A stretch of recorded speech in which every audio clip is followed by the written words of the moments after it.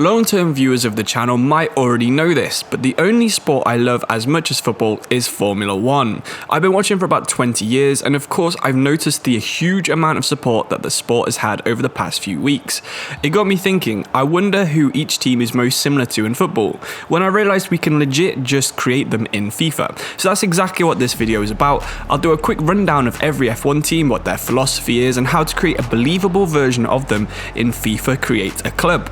So let's get started, and we'll be beginning with 10th in the constructors Haas, all the way to 1st, which this season was Mercedes. Feel free to use the chapters on the time bar to skip to a team you're more interested in, and make sure you comment any of your views on the sport below the video. One last thing, we'll be using the Premier League as the basis for all the ratings, so make sure you tone them down if you're going to choose to do a different league. So, 10th place is the American-owned Haas F1. Despite being American themed, American owned and based in America, they do actually have a pretty large Russian influence at the moment, something you should definitely try and incorporate in any career modes you do.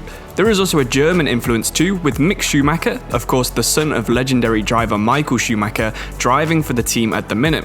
Kind of making an American, German and Russian squad would be pretty fun because there are some very good players from these nationalities. Haas are the newest team on the grid, so because of this I would give them 3.5 stars. I'd also suggest you give them a low budget because they don't have a rich sponsor, a rich owner or a rich manufacturer behind them. Instead, make financial one of your critical objectives, and you should be focused on making money just to try and overcome this lack of a rich owner. One final thing for Haas is you should consider copying more successful teams' tactics, because Haas has legally been copying Ferrari's parts for a couple of seasons now.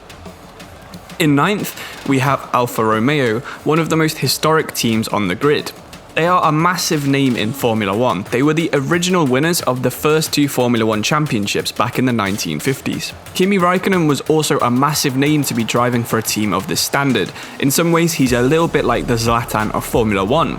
But Alfa Romeo do find themselves as a feeder team to the bigger Ferrari, of course both Italian-based brands. You should give yourself a nice big stadium to try and replicate the really good facilities that Alfa Romeo have in Switzerland.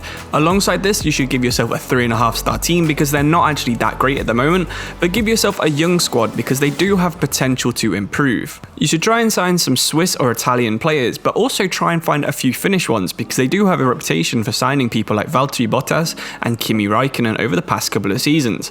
They're another team that will copy Ferrari parts, so again, have a go at tweaking another team's tactic and get it to fit your squad.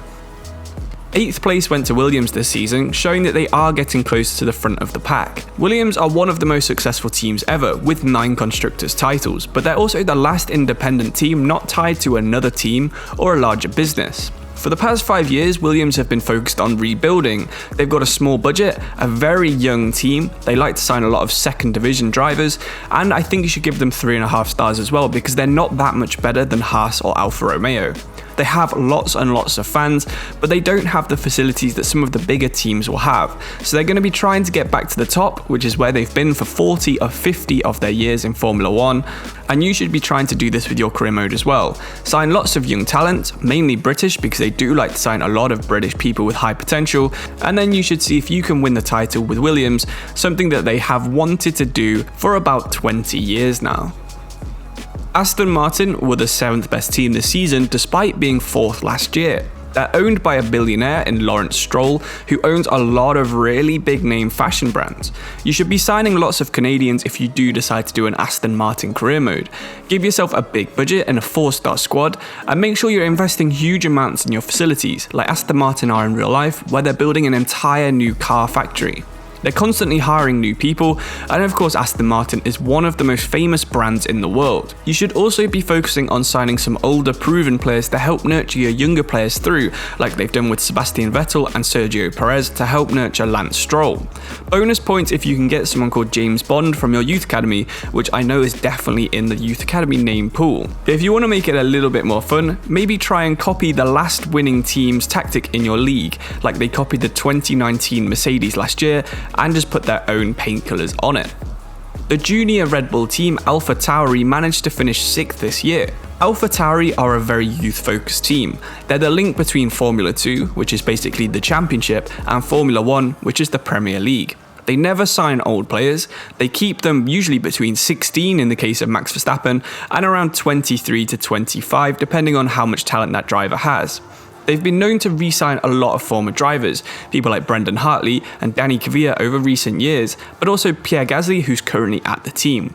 Alpha Tauri's football team should have a good budget, but you should accept any bids from bigger teams for your best players each season, but I would recommend you do start out as a 4-star team. You should go hard on the youth scouts, go hard on the youth academy, sell your players once they've reached their peak, and then you'll have a pretty believable and realistic Alpha Tauri football team on FIFA 22. Give yourself bonus points if you manage to beat a Red Bull team in either the Champions League or a friendly in pre-season. Previously known as Renault, Alpine finished in 5th place this season. For how average they've been, they actually have a massive budget. They're the lowest ranked team that actually makes their own engines. They've got a massive investment from the French government, so you should definitely be signing lots of French players with your big budget. They do like to sign some older drivers as well. Alonso's a legend, but he's 40 years old, so you should try and sign an old, huge name player to captain your team until you can get to that title challenging level. Usually they have an aging driver, but good combination, so go for one of the older options when you're setting up your squad.